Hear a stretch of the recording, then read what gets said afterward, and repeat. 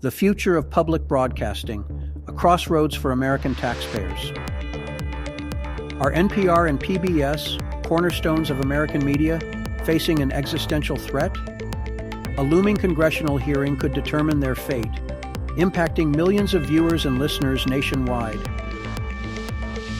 The House DOG Subcommittee, led by Representative Marjorie Taylor Greene, is set to grill NPR CEO Catherine Maher and PBS President Paula Kerger. The core issue? Allegations of biased reporting and the justification for continued federal funding. Representative Greene accuses NPR and PBS of blatantly ideological and partisan coverage. This hearing aims to scrutinize their content and determine if it aligns with the public interest, given their reliance on taxpayer dollars. Paula Kerger, president of PBS, has stated that the future of many local stations hangs in the balance. Loss of federal funding could cripple these vital community resources, particularly in rural areas. The debate highlights a deeper divide. What role should the government play in funding media? And how can we ensure impartiality in news and cultural programming? NPR and PBS provide essential services, including educational programming for children, in-depth news coverage, and cultural enrichment. They often reach audiences underserved by commercial media. Proponents argue that public broadcasting fosters informed citizenship and strengthens communities. They emphasize the importance of independent journalism, free from commercial pressures. Critics contend that NPR and PBS exhibit a liberal bias, alienating conservative audiences. They question whether taxpayer money should support organizations perceived as politically partisan.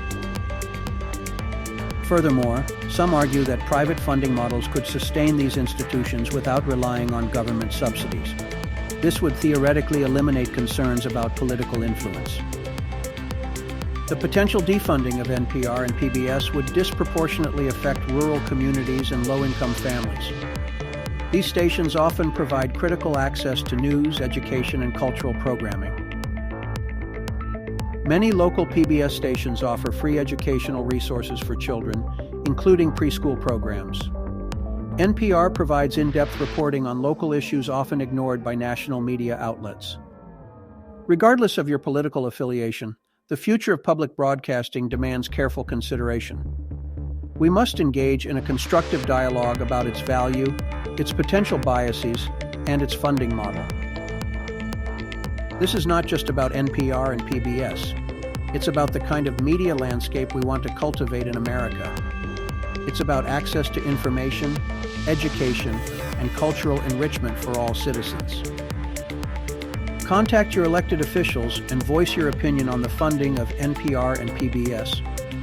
Research the arguments for and against public broadcasting and form your own informed perspective. Support independent journalism and media literacy initiatives in your community. Your voice matters in shaping the future of public media in America.